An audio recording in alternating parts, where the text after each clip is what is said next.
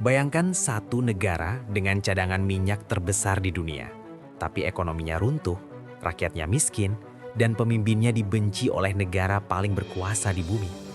Negara itu adalah Venezuela. Dan pertanyaannya sederhana, tapi sangat sensitif.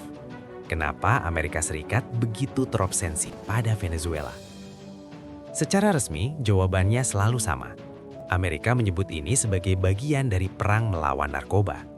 Venezuela dituduh menjadi jalur transit kokain terbesar di kawasan Karibia. Elit militernya dituding bekerja sama dengan jaringan narkotika yang disebut Cartel of the Suns. Namun sejarah mengajarkan kita satu hal penting.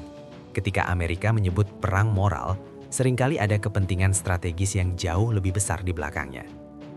Mari kita luruskan satu persatu. Venezuela bukan negara biasa. Negara ini menyimpan cadangan minyak terbukti terbesar di dunia, bahkan mengalahkan Arab Saudi. Minyak Venezuela, terutama di kawasan Orinoco Belt, bukan hanya sumber energi, tapi senjata geopolitik. Sejak era Hugo Chavez dan dilanjutkan oleh Nicolas Maduro, Venezuela mengambil posisi yang jelas, anti-Amerika, anti-kapitalisme Barat, dan membuka pintu lebar-lebar untuk Rusia dan China. Perusahaan minyak asing, termasuk perusahaan Amerika, dinasionalisasi. Kontrol energi berpindah sepenuhnya ke negara. Dan disinilah masalahnya. Bagi Amerika Serikat, membiarkan cadangan minyak terbesar dunia berada di tangan rezim yang bermusuhan, itu bukan sekedar ancaman ekonomi, tapi ancaman strategis jangka panjang. Sekarang kita masuk ke narasi resmi Amerika. Amerika menuduh Venezuela sebagai negara narko-state. Istilah ini merujuk pada tuduhan bahwa pejabat tinggi negara terlibat langsung dalam perdagangan narkoba. Nama yang sering muncul adalah jaringan yang disebut Cartel of the Suns. Menurut versi Amerika, narkoba dari Kolombia masuk ke Venezuela lalu dikirim melalui Karibia menuju Amerika Serikat. Masalahnya, tuduhan ini tidak pernah diuji secara utuh di pengadilan internasional. Sebagian besar dakwaan datang dari pengadilan domestik Amerika, bukan dari Mahkamah Internasional atau mandat PBB. Artinya, dari sudut pandang hukum internasional, status Venezuela sebagai negara narkoba masih sangat diperdebatkan. Lalu muncul pertanyaan yang lebih tajam. Kalau ini murni soal narkoba, kenapa fokus militernya selalu ke negara yang kaya sumber daya? Sejarah memberi pola yang sulit diabaikan. Panama diserang dengan alasan narkoba, hasilnya kontrol atas terusan Panama. Irak diserang dengan alasan senjata pemusnah massal yang tak pernah ditemukan, namun ladang minyaknya terbuka untuk kepentingan Barat. Libya diserang atas nama kemanusiaan, tapi setelah rezim jatuh, sektor energinya runtuh dan dipergutkan. Dan sekarang Venezuela. Menariknya, sanksi Amerika terhadap Venezuela hampir selalu berpusat pada sektor minyak. Bukan pada pertanian, bukan pada industri kecil, tapi pada jantung ekonomi negara itu, minyak dan gas.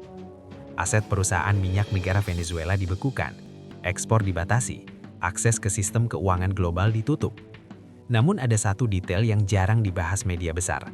Di saat yang sama, Amerika memberi izin khusus untuk perusahaan tertentu seperti Chevron untuk tetap beroperasi secara terbatas di Venezuela. Ini menunjukkan satu hal penting. Minyak Venezuela tidak pernah ditinggalkan, hanya dikontrol. Jika ini perang melawan narkoba, kenapa yang dinegosiasikan selalu soal energi? Belum lagi faktor geopolitik global. Rusia dan China tidak datang ke Venezuela karena ideologi semata. Mereka datang membawa pinjaman, investasi, dan perlindungan politik yang dibayar dengan minyak. Bagi Amerika, ini adalah mimpi buruk geopolitik. Rival strategisnya menancapkan pengaruh di kawasan yang selama puluhan tahun dianggap sebagai halaman belakang Amerika Serikat. Jadi, Venezuela bukan hanya soal narkoba, bukan hanya soal demokrasi, tapi siapa yang mengendalikan energi, pengaruh, dan stabilitas kawasan Amerika Latin. Apakah narkoba benar-benar ada?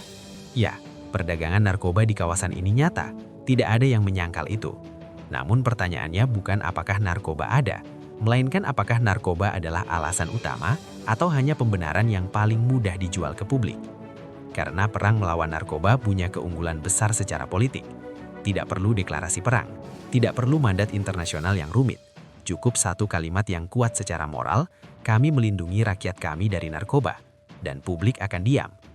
Di titik ini kita sampai pada kesimpulan yang tidak nyaman. Kemungkinan besar tujuan Amerika di Venezuela bukan satu hal tunggal.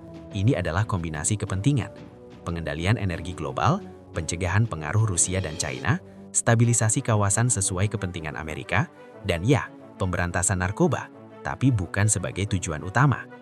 Dalam banyak analisis geopolitik, narkoba sering menjadi pintu masuk, sementara minyak dan kekuasaan adalah ruangan utamanya. Dan inilah ironi terbesar dari semua ini. Atas nama stabilitas dan moralitas, Venezuela justru semakin terpuruk. Rakyatnya menderita, negaranya terisolasi, sementara kekuatan besar dunia bermain catur di atasnya. Jadi ketika kita mendengar pernyataan resmi bahwa ini semua demi keamanan dan hukum, mungkin kita perlu bertanya satu kali lagi. Jika ini murni perang melawan narkoba, kenapa pola yang sama selalu berulang dan selalu berakhir di negara kaya sumber daya? Itulah Venezuela, bukan sekedar negara yang bermasalah, tapi cermin bagaimana kepentingan global bekerja, diam-diam, sistematis, dan seringkali dengan alasan yang terdengar mulia.